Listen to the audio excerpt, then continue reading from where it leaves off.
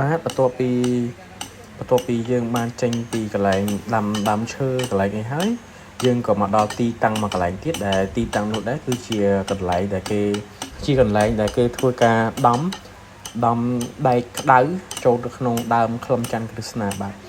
មុននឹងខ្ញុំសុំគាត់សាកគាត់ក៏ប្រាប់ពីរបៀបមួយចំនួនក្នុងការដំបាទ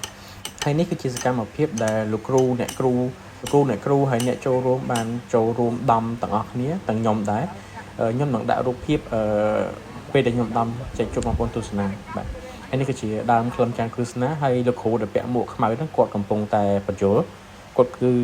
លោកគ្រូដុកទ័រមកពីម៉ាឡេចឹងទៅគាត់កំពុងតែបញ្យល់តាក់ទងពីខ្លឹមច័ន្ទក្រឹស្នាអីចឹងទៅហើយគាត់ប្រាប់អ្នកដែលចូលរួមហ្នឹងហើយនេះគឺជាសកម្មភាពដែលគេដុតដែកហ្នឹងគឺដុតដែកឲ្យក្តៅដើម្បីដំចូលទៅដើម្បីធ្វើឲ្យដើមខ្លឹមច័ន្ទក្រឹស្នាហ្នឹងវាមានបាតុភូតម្យ៉ាងដែលគាត់ប្រាប់តិចទៅគាត់ថាវាធ្វើឲ្យដើមខ្លឹមច័ន្ទក្រឹស្នាហ្នឹង stress បន្ទាប់ពីដើមខ្លឹមច័ន្ទក្រឹស្នាហ្នឹង stress មកហើយគឺគេដាក់ឲ្យដើមខ្លឹមច័ន្ទក្រឹស្នាហ្នឹង stress ដើម្បីឲ្យគេយកខ្លឹមវាដើម្បីទៅប្រើប្រាស់ក្នុងពិធីផ្សេងដូចជាប្រើជាឱសថស្ថានឬក៏ទឹកអប់ផ្សេងចឹងទៅបាទ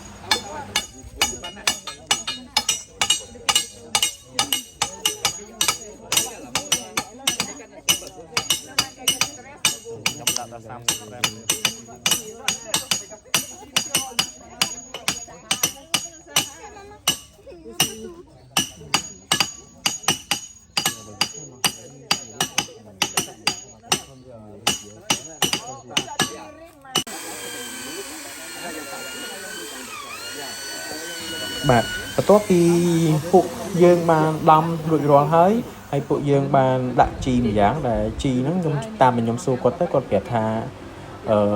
GEM ប៉ុន្តែគាត់អត់ប្រាប់របៀបនៃការលាយជីហ្នឹងទេបាទហើយយើងបានដាក់គ្រប់ច្រកដែលយើងបានចោះហ្នឹងយើងមានចោះដោយដំហើយនឹងយើងមានចោះដោយការប្រើម៉ូទ័រស្វានបាទដំហ្នឹងយើងដំឲ្យធ្លុះពីម្ខាងទៅម្ខាងប៉ុន្តែបើម៉ូទ័រវិញអត់ទេគេគ្រាន់តែចោះវាទេ3-4កន្លែងផ្សេងហ្នឹងទៅបន្ទាប់ពីគេចោះហើយនឹងគេដំហើយគេក៏បានដាក់ជីហ្នឹងហើយគេបិទដីឥដ្ឋយើងបាទហើយចំពោះការបិទហ្នឹងគឺដីឥដ្ឋក្មេងជាងលេងធម្មតាហ្នឹងបាទគេយកទៅបិទបាទហើយបន្ទាប់ពីហ្នឹងមកខ្ញុំក៏ចេញពីកន្លែងហ្នឹងហើយខ្ញុំក៏បរិភោគអាហារថ្ងៃត្រង់ជាមួយកូនសិស្សនិងលោកគ្រូសាស្ត្រាចារ្យទាំងអស់នៃសាកលវិទ្យាល័យយើងដែលបានចូលរួម workshop ហ្នឹងបាទហើយនេះគឺជាថង់បាយរបស់ខ្ញុំប្រអប់បាយរបស់ខ្ញុំតែក្នុងប្រអប់បាយរបស់ខ្ញុំហ្នឹងមានច្រើនដែរមានបាយមានទឹកមានចេកមានសឡពីរមុខហើយនឹងបាយបាទបន្ទាប់ពីហ្នឹងមកខ្ញុំក៏បានមកវិញហើយនៅពេលដែលមកវិញហ្នឹងគាត់ឌុបខ្ញុំមកឌុបតាមផ្លូវដដែលទៀតបាទគាត់ជិះតាមផ្លូវផ្សេងអញ្ចឹងទៅធ្វើឲ្យខ្ញុំបានមើលទេសភាពតាមផ្លូវផ្សេងមួយផ្លូវទៀតបាទហើយផ្លូវនេះ highway យ៉ាងធំបាទហើយទេសភាពតាមផ្លូវដូចបងប្អូនឃើញអញ្ចឹងមានភ្នំមានអីនឹងក្រោយហើយមានសាលាមានអីបាទសាលាធំដែរប៉ុន្តែសាលាទាំងអស់នេះគឺដូចទូចជាងសាលាខ្ញុំទេបាទសាលាខ្ញុំរៀនគឺធំជាងហ្នឹងទៀតបាទនេះគឺទេសភាពតាមផ្លូវដែលខ្ញុំមកវិញ